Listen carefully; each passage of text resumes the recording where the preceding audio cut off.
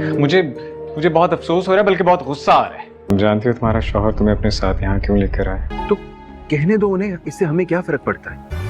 एक लम्हे के लिए भी तुम्हारी मोहब्बत को अपने दिल से निकाल नहीं सका। सामने नहीं आ सकती, वो इजाजत नहीं है। ये तुम लोगों के माँ बाप ने तुम्हारी। हाँ, मसीलन लाडली के आने वाले एपिसोड में आप देखेंगे कि मरियम के घर से चले जाने के बाद नाजी तो बहुत ही खुश होगी कि उसने जो चाहा वो आखिर हो ही गया। जी हाँ दोस्तों, आने वाले एपिसोड के स्टार्टिंग सीन में आप देखेंगे कि नाजी तो सिर्फ यही सेलिब्रेट कर रही होगी कि वो अपने प्लान में कामयाब होगी। तो उसी टाइम उसकी माँ आएगी और उसे कहेगी कि अगर किसी को भी मालूम लग गया कि वो जूस तुमने दिया था मरियम को पीने के लिए, तो सोचो उमर तुम्हारा क्या हाल करेगा। नाजी, तुमने इतनी बड़ी हरकत की है, इसकी तवक्को नहीं थी। ये सब कुछ तुमने क्यों किया? आखिर इतनी भी क्या नफरत थी मरियम से? जिस पर वो उसे कहेगी कि आप अभी भी उसका साइड ले रही हैं।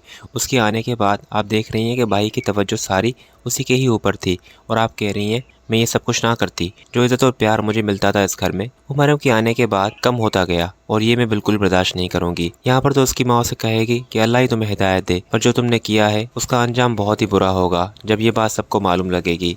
नेक्स्ट सीन में आप देखेंगे कि तब्रेज़ के बार बार इस तरह के बिहेवियर के बाद जब सुंदस ये रिश्ता ख़त्म कर देगी तो सुंदस के पास अरसल आएगा और उसे इस बात की तसल्ली देगा कि वो उसके साथ है, वो कभी भी अपने आप को अकेला ना समझे।